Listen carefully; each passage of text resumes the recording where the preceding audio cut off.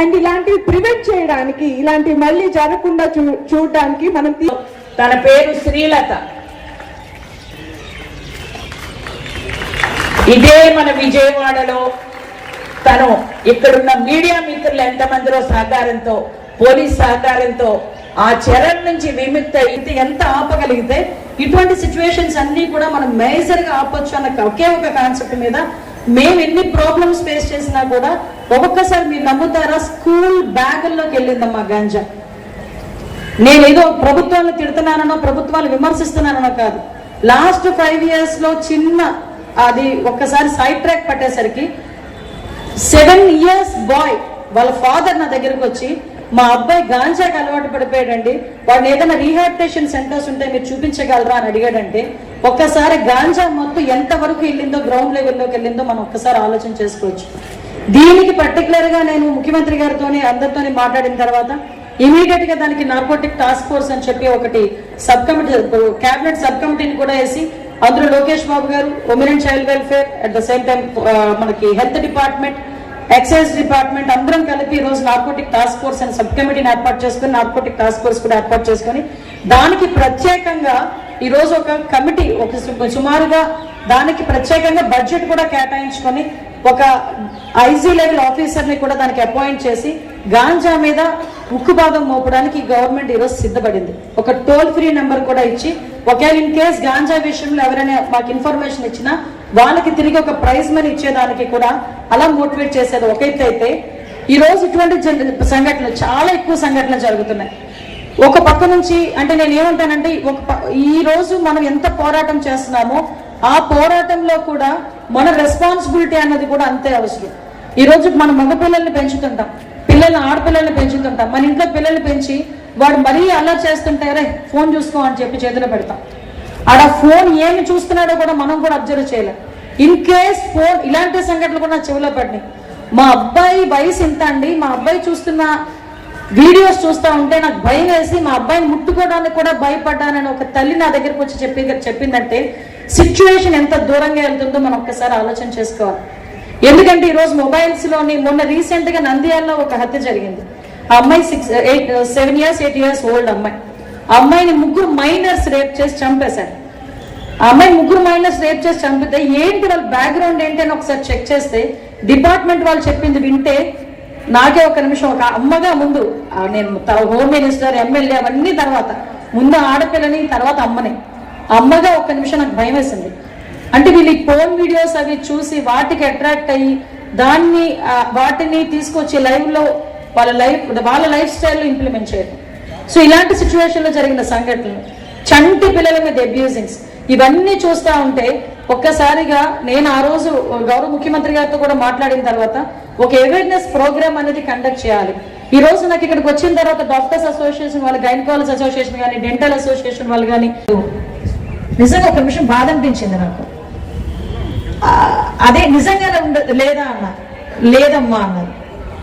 At the same time government హాస్పిటల్లో, KGH లాంటి hospitals లో చూసుకుంటే అక్కడికి లోపలికి బయట నుంచి గాంజా డ్రగ్స్ అవన్నీ తీసుకుని మేము వెళ్తున్నప్పుడు వస్తున్నప్పుడు కూడా చాలా నీచంగా మాట్లాడుతున్నారు. ఒక్కొక్కసారి ఈ వృత్తి ఎందుకు చేస్తున్నామా అని మేమే భయపడే పరిస్థితులు మాకు వచ్చినాయి. అంటే నేను చెప్పాను, నేను 23rd నేను ఆ రోజు ఎలక్షన్ కోడ్ లో ఉండి వాళ్ళ దగ్గర మాట్లాడలేకపోయా. ఆ రోజు వైజాగ్ లో ఎలక్షన్ కోడ్ ఉన్నాయి, అందువల్ల నేను వాళ్ళ దగ్గర మాట్లాడలేకపోయా. నేను డెఫినెట్ గా కంపల్సరీగా గౌరవ ముఖ్యమంత్రి గారి దృష్టికి ఆల్రెడీ తీసుకెళ్లాము. మిగతా విషయాలు కూడా గౌరవ ముఖ్యమంత్రి గారి దృష్టికి తీసుకెళ్తాము. ముఖ్యంగా ఎక్కడైతే ఈ నర్సింగ్ కాలేజెస్ కానీ, హాస్టల్స్ కానీ, గవర్నమెంట్ మన మెడికల్ హాస్టల్స్, పీజీ హాస్టల్స్ ఉంటాయో ఇక్కడే కాదు అన్ని డిపార్ట్మెంట్స్ దగ్గర కూడా ఎక్కడైతే లేడీస్ హాస్టల్స్ ఎక్కడైతే ఉంటాయో వాటన్నిటి దగ్గర కూడా ప్రత్యేకమైన పర్యవేక్షణ ఏర్పాటు చేసి, సీసీ క్యామ్స్ ఏర్పాటు చేసి, వాటికి కంట్రోలింగ్ కూడా కమాండ్ కంట్రోల్ రూమ్ ఏర్పాటు చేసి మీకు ఒక టోల్ ఫ్రీ నెంబర్ కూడా ఏర్పాటు మేము చేస్తాం. ఎందుకంటే ఏ ఆడబిడ్డ కూడా మళ్ళీ ఇంకొకసారిగా ఇబ్బంది పడకూడదు. ఎందుకంటే ఒక్కసారిగా డాక్టర్ వృత్తి అంటే మా అందరికీ కూడా చాలా గౌరవం. కనిపించే దైవుడు డాక్టర్ అంటారు.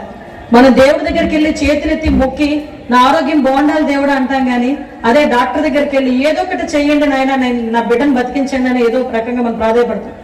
నిజంగా వాళ్ళు కూడా ఫుల్ ఎఫర్ట్ పెట్టారు. నేను కళ్ళతో చూశాను. ఎక్కడ విషాహారం తినంటే మాకు అక్కడ కొంచెం ఫుడ్ పాయిజన్ అయ్యి 3 పిల్లలు చనిపోయారు, చిన్న చిన్న పిల్లలు.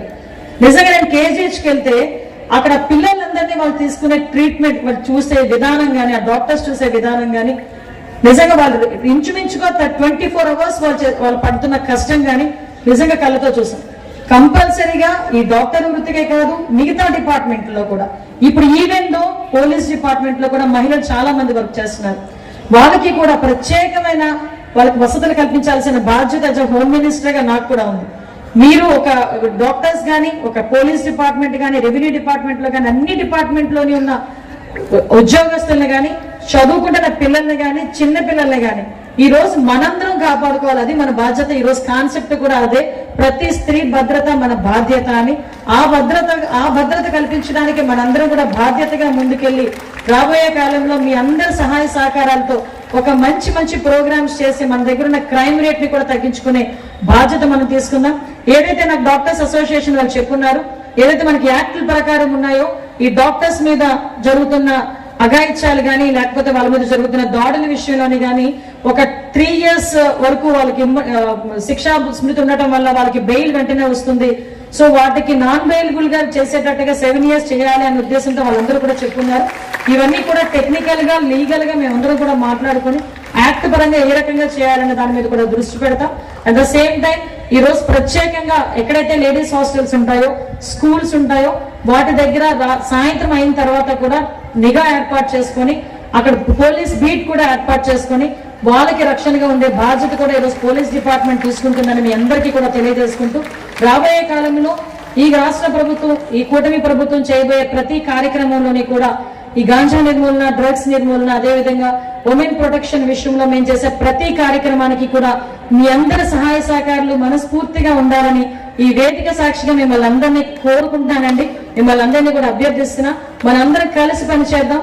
మనందరం కలిసి పనిచేసి ఈ రోజు స్త్రీ రక్షణ బాధ్యతను మనందరం కూడా తీసుకుందామని, ఇదే ఈ రోజు ఇక్కడే మనం ఆ నిర్ణయం తీసుకుని ఇక్కడ నుంచి వెళ్దామని ప్రతి ఒక్కరికి కూడా తెలియజేసుకుంటూ, ఒక మంచి అవకాశం ఇచ్చిన మా కీర్తనకి మరొకసారి నేను ధన్యవాదాలు, నమస్కారాలు తెలియజేసుకుని, వేరే as early as possible with police department, అన్ని ఉమెన్ ఆర్గనైజేషన్స్ వాళ్ళతో ఒక మీట్